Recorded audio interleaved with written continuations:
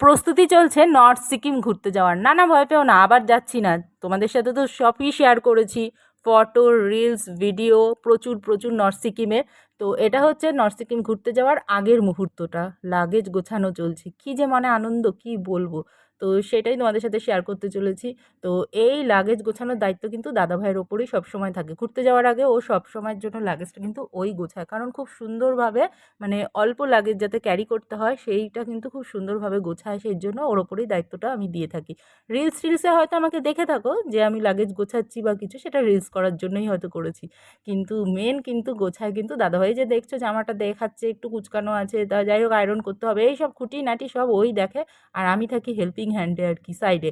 যা যা লাগবে আমাকে বলছে, আমি সেগুলোই বার করে করে দিচ্ছি, মানে যেগুলো নিতে হবে আর কি। তো সাইড রোলে আমি রয়েছি।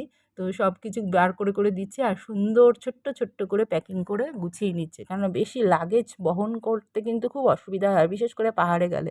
যাই হোক, তাও কম লাগেজ হয়নি আমাদের, ছোট্ট ছোট্ট করে গোছানো চলছে। আর মনে আমার তো ভীষণ আনন্দ, ঘুরতে যাব, এক্সাইটমেন্টই আলাদা। ঘুরতে যাওয়ার আগে দুদিন আগে এই লাগেজগুলো গোছানো কিন্তু কমপ্লিট করছিলাম আমরা। তো দেখতে পাচ্ছ চারিদিকে সব কিছু ছড়ানো। তো ফাইনালি দিনটা চলে আসবে, তার আগের দিন রাত্রেবেলা এই দেখো লাল লাল ডিমের ঝোল, ঝাল ঝাল। আবার ভাবছো এত ডিম কষা কেন করছি? আরে বাবা, আমাদের ট্রেনের টাইমটা ছিল সকাল 9টা 5-এ। তো দুপুরে তো কিছু খেতে হবে তাই না? তো দেরাদুন রাইস এখানে বসিয়ে দিয়েছি আর ওখানে ডিম কষা বেশি করে করে নিচ্ছি সবাইকে। আমরা অনেকে গেছি, তো সবাইকেই বলে দিয়েছি যে খাবার দাবার নিয়ে নিতে, কারণ ট্রেনের খাবার আমরা কেউ খাবো না, ভালো লাগে না ট্রেনের খাবার খেতে। তো সেই জন্য ভেবেছি কিছু রান্না করে নিয়ে যাব সবাই মিলে ঝুলে। সেই রিলসও বা সেই ব্লগও তোমরা দেখেছো যে আমরা ট্রেনে কিন্তু সবাই মিলে ঝুলে খাওয়া দাওয়া করেছি। কেউ চিকেন নিয়েছে, কেউ ডিম নিয়েছে, মানে সবাই সব রকম নিয়ে গেছে। তো দেখো কড়াইশুঁটি দিয়ে ডিম কষাটা যা দারুণ হয়েছিল না খেতে, কি বলবো। অনেকটা রাত্রি করেই কিন্তু এই রান্নাগুলো সারছিলাম, পরের দিন সকালবেলায় আমাদের ট্রেন ছিল। তো সব কিছু কমপ্লিট তো করে রাখতে হবে আগের দিন রাতে, তাই না? তো দেখো ডিমটা নামিয়ে রেখে দিয়েছি ঠান্ডা হওয়ার জন্য, আর এখানে রাইসটা হয়ে গেছে। এবার সব ফয়েল প্যাক আনা হয়েছিল, ঠান্ডা করে রাইসটাকেও ঠান্ডা করে সব ফয়েল প্যাকের মধ্যে ভরে নিয়েছিলাম। অমৃতের মতো খেয়েছি আমরা সবাই, কি দারুণ যে লেগেছে। পাতাও নিয়ে গেছি, খুব সুন্দর খাওয়া দাওয়া করেছি, পেটটা ভরে সবাই খেয়েছে। ট্রেনের খাবার না একদম ভালো লাগে না খেতে। যাই হোক সব কমপ্লিট করে আগের দিন রাতে কিন্তু রেডি করে সকালবেলা ঘুম থেকে উঠে ফাইনালি রেডি হয়ে গেছি ঘুরতে যাওয়ার জন্য। স্নান টান সেরে কোনো কাজ রাখিনি, জাস্ট বেরোবো আর কি। তালা ঠালা দিয়ে সব বাড়িতে চারিদিকে সব কিছু দিয়ে সব চেকিং টেকিং করে নিচ্ছে দাদাভাই, সব দিকে সব কিছু দেওয়া আছে কিনা, তারপরে আমরা কিন্তু বেরোবো। এইবার দেখো বাড়ির সামনে টোটোও চলে এসেছে, আগের দিনই বলে রেখেছিলাম। আর বললাম না আমরা অনেকে গেছি, আমার বান্ধবীরাও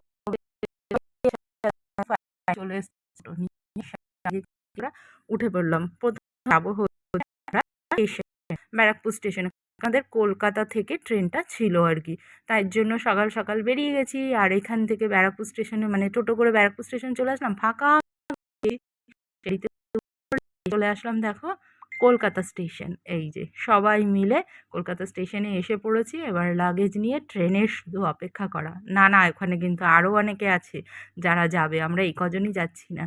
তো সবাই কিন্তু খুব আনন্দ, খুব এক্সাইটমেন্ট সবার মধ্যে। সত্যি ঘুরতে যাওয়ার আনন্দটাই আলাদা, তাও আবার বরফে যাচ্ছি, পাহাড়ে যাচ্ছি, বরফ দেখতে যাচ্ছি, ফার্স্ট টাইম বরফ দেখবো, এর মজাটাই তো আলাদা। ভেতরে একটা বিশাল এক্সাইটমেন্ট। তো ফাইনালি দেখো চলেই এসেছি কলকাতা স্টেশনে। তো আরও বাদবাকি যারা আছে তাদেরকেও ফোন টোন করা হলো, সবাই আসছে বলল।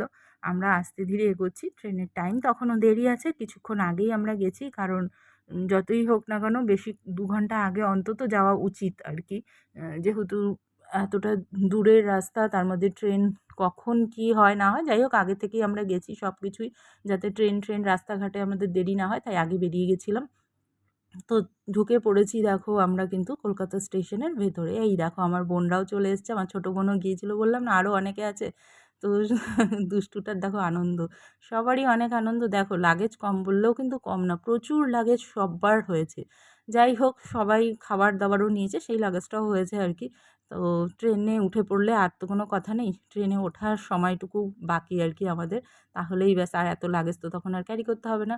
তো সবাই আমরা একসাথে হয়ে গেছি, আরও আছে অনেকে, সবাই ওয়েট করছে। তো এখানে আমরা লাগেজগুলো দিয়ে দিচ্ছি, সব চেকিং হচ্ছে আর কি, একটার পর একটা দিয়ে দিচ্ছি।